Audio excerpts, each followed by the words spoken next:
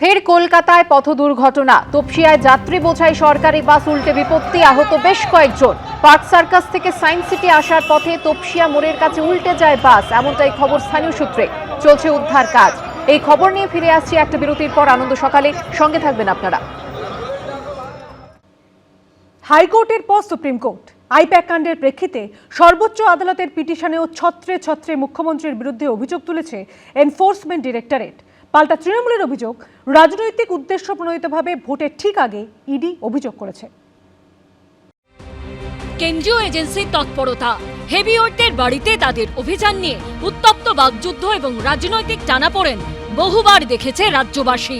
কিন্তু এবার আইপ্যাকের অফিস ও তাদের কর্ণধারের বাড়িতে ইডি তল্লাশি ঘিরে সংঘাত যে পর্যায়ে পৌঁছলো তা একেবারে নজিরবিহীন। ইডি এবং তৃণমূল পরস্পরের বিরুদ্ধে যেসব অভিযোগ তুলছে তা একেবারে চমকে দেওয়ার মতো। সোমবার ইডির তরফে সুপ্রিম কোর্টে যে পিটিশন করা হয়েছে তার ছত্রে ছত্রে অভিযোগ তোলা হয়েছে মুখ্যমন্ত্রী মমতা বন্দ্যোপাধ্যায়ের বিরুদ্ধে। পিটিশনের একটি জায়গায় তারা অভিযোগ করেছে, 8ই জানুয়ারি মমতা বন্দ্যোপাধ্যায়, রাজ্য পুলিশের ডিজি, কলকাতার পুলিশ কমিশনার এবং প্রায় 100 পুলিশ কর্মীর বাহিনী জোর করে ঢুকে পড়ার আগে অবধি তল্লাশি চলছিল শান্তিপূর্ণভাবে এবং আইন মেনে। কোথাও আবার ইডির তরফে অভিযোগ করা হয়েছে, বৃহস্পতিবার ইডি অফিসারদের চমকে দিয়ে সেখানে জোর করে ঢুকে পড়েন মমতা বন্দ্যোপাধ্যায়। সঙ্গে ছিলেন মুখ্য সচিব, রাজ্য পুলিশের ডিজি, কলকাতার police commissioner, deputy police commissioner. তারা শুধু ইডি অফিসারদের হুমকি দেননি, অপরাধ প্রমাণ রয়েছে এমন ফাইল এবং বৈদ্যুতিন তথ্য প্রমাণ ছিনিয়ে নেন। সেই সঙ্গে সরাসরি মুখ্যমন্ত্রীর বিরুদ্ধে এর আগেও আইন হাতে তুলে নেওয়া এবং পুলিশের অপব্যবহারের অভিযোগ তুলেছে ইডি। সুপ্রিম কোর্টের পিটিশনে ইডির তরফে অভিযোগ করা হয়েছে, অপরাধ সংগঠিত করার পর মুখ্যমন্ত্রী এবং তার নির্দেশে পুলিশ কর্তারা কেন্দ্রীয় এজেন্সি ও তার অফিসারদের বিরুদ্ধে একাধিক এফআইআর দায়ের করেছে। ইডির তরফে সুপ্রিম কোর্টের পিটিশনে আরও চাঞ্চল্যকর অভিযোগ করা হয়েছে, ইডি অফিসারদের মনোবল ভেঙে দিতে মুখ্যমন্ত্রীর নির্দেশে ইডি অফিসারদের মিথ্যে, তুচ্ছ এবং বিরক্তিকর মামলায় জড়াচ্ছেন শীর্ষ পুলিশ কর্তারা। পাল্টা তৃণমূলের অভিযোগ, রাজনৈতিক উদ্দেশ্য প্রণোদিতভাবে ভোটের ঠিক আগে ইডি অভিযোগ করেছে। এই যে আইপ্যাকের অফিসে রেড হল, এবার বিজেপির নেতারা বলছে যে কয়লা কাণ্ডে ইডি তদন্ত করছে, ইডি রেড করবে, তাতে আপত্তি কোথায়? কোনো আপত্তি নেই।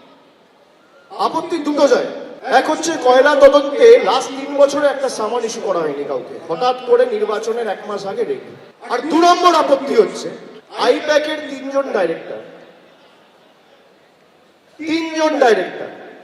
কোম্পানির উপর রেড হলে 3টে ডাইরেক্টরের উপর রেড হবে। একজন দিল্লিতে কাজ করছে, একজন তামিলনাড়ুতে কাজ করছে, একজন বাংলায় কাজ করছে। খালি বাংলায় রেড হবে কেন? আইপ্যাকের চেন্নাইতে অফিস আছে, আইপ্যাকের দিল্লিতে অফিস আছে, আইপ্যাকের কলকাতায় অফিস আছে। খালি কলকাতায় রেড কেন? দিল্লিতে রেড নয় কেন? হায়দ্রাবাদে আইপ্যাকের অফিস আছে, সেখানে রেড নয় কেন? কেন?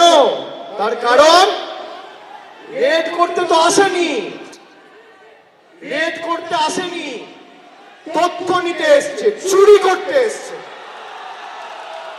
আগের বার ইলেকশনে আপনারা ভুলে গেছেন আমার ফোনে পেগাসাস ঢুকিয়েছিল, ভুলে গেছেন?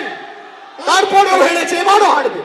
একটা বেসরকারি সংস্থার বিরুদ্ধে একটা এজেন্সি তারা তদন্ত চালাচ্ছে, তারা সার্চ অ্যান্ড সিজার করতে যাচ্ছে, আর সেই রাজ্যের মুখ্যমন্ত্রী সেই রাজ্যের সশস্ত্র police, I repeat my words, coat unquote, সশস্ত্র পুলিশ নিয়ে সেখানে দৌড়ে ঢুকে পড়ছেন এবং ঢুকে পড়ে তদন্তে বাধা দিচ্ছেন। সেখান থেকে প্রমাণাদি নিয়ে 2 রকম গাড়িতে চাপিয়ে নিয়ে বেরিয়ে যাচ্ছেন। ঢোকার সময় কি 4টে 5 আর বেরোনোর সময় 0 3টে 5। গাড়ির চালক হচ্ছে সেই যে কোম্পানির এগেনস্টে তদন্ত চলছে, সেই বেসরকারি কোম্পানিরই একজন কর্মী হচ্ছে সেই মুখ্যমন্ত্রীর গাড়ির চালক। পুরোপুরি আইন শৃঙ্খলা নেই। ছত্রে ছত্রে অভিযোগ, ইডির নিশানায় মুখ্যমন্ত্রী, একের পর এক কড়া অভিযোগ।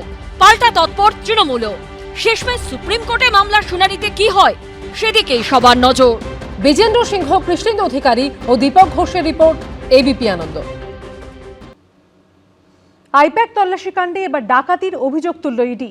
সোমবারই সুপ্রিম কোর্টে জোড়া মামলা দায়ের করে ইডি। পিটিশনে তাদের দাবি, যেহেতু ইডির অফিসারদের বেআইনিভাবে আটক করে এবং মৃত্যু বা আঘাতের ভয় দেখিয়ে অথবা বেআইনিভাবে আটকের ভয় দেখিয়ে চুরি সংঘটিত করা হয়েছে, তাই অভিযুক্তরা ডাকাতির অপরাধও করেছে। আর এই নিয়ে শুরু হয়েছে তরজা। কয়লা পাচারের কোটি কোটি টাকা কোথায় গেল? এই প্রশ্নের উত্তরের খোঁজেই বৃহস্পতিবার দেশ জুড়ে একসঙ্গে 10 জায়গায় অভিযান চালায় ইডি। তার মধ্যে 2টি লোকেশন আইপ্যাকের কর্ণধারের বাড়ি ও অফিসে পৌঁছে যান ইডির অফিসাররা। কিন্তু সেখানে আচমকা দেখা যায় এই ছবি।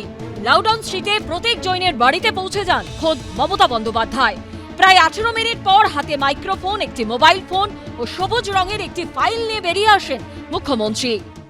ED raided my IT sector office to collect all of our party hard disk, the candidate list, the party strategy, the party plan.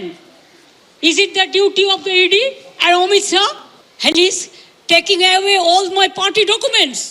যখন অফিসে কেউ ছিলই না প্রায়, এবং তারা এসে আমাদের পার্টির সব ডেটা, সমস্ত ল্যাপটপ, সমস্ত আইফোন বা ফোনে যে সমস্ত স্ট্র্যাটেজি আছে ইলেকশনের, ইনক্লুডিং SIR আমাদের কাজ চলছে। এই ঘটনাতেই এবার ডাকাতির অভিযোগ তুলল ইডি। সুপ্রিম কোর্টে এনফোর্সমেন্ট ডিরেক্টরেটের তরফে দায়ের করা পিটিশনে দাবি করা হয়েছে, যেহেতু ইডির অফিসারদের বেআইনিভাবে আটক করে এবং মৃত্যু বা আঘাতের ভয় দেখিয়ে অথবা বেআইনিভাবে আটকের ভয় দেখিয়ে চুরি সংগঠিত করা হয়েছিল, তাই অভিযুক্তরা BNS 2023-এর 309 নম্বর ধারা অনুযায়ী ডাকাতির অপরাধ করেছে। না, এটা ইডির বলার কোনো প্রয়োজন নেই, এটা পশ্চিমবঙ্গের প্রত্যেকটি মানুষ জানেন। এখন স্কুল গোয়িং একটা বাচ্চা, সেও বলে দেবে এটা।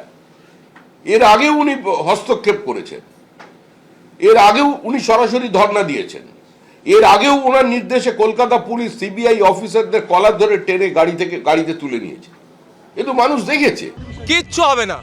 ইডি আধিকারিকরা কি করছিল? বিনা বাধায় আসলো, মমতা ব্যানার্জি ফাইন নিয়ে চলে গেল, আটকালো না, ঢুকলো কি কবে, পদক্ষেপ কি, এই নিয়ে যখন চর্চা হচ্ছে সারা পশ্চিমবাংলার অলিতে গলিতে, বিজেপি তৃণমূলের বাইনারিটা এক্সপোজ হয়ে যাচ্ছে, সেই সময় এটা হচ্ছে। এই মামলাতে কিছু হবে না, নাটক চলছে বাংলার মানুষকে নিয়ে। সুপ্রিম কোর্টে ইডির পিটিশনে আরও দাবি করা হয়েছে, যেহেতু ঘটনার সময় মুখ্যমন্ত্রীর সঙ্গে আসা ব্যক্তির সংখ্যা 5 জনের বেশি ছিল, যেহেতু তারা ডাকাতি করেছে এবং তাদের কাছে প্রাণঘাতী অস্ত্র ছিল, তাই তারা ভারতীয় ন্যায় সংহিতা 310 ধারা অনুযায়ীও ডাকাতির অভিযোগে দোষী। এই ধারা অনুযায়ী নির্ধারিত শাস্তি 7 বছরের কম নয়। সব মিলিয়ে সুপ্রিম কোর্টে ইডির জোড়া পিটিশন ঘিরে রাজনৈতিক চাপানোতর ক্রমশ বাড়ছে। অনির্বাণ বিশ্বাস, সন্দীপ সরকার, উজ্জ্বল মুখোপাধ্যায়ের রিপোর্ট, ABP আনন্দ। ABP আনন্দ, এগিয়ে থাকে, এগিয়ে রাখে।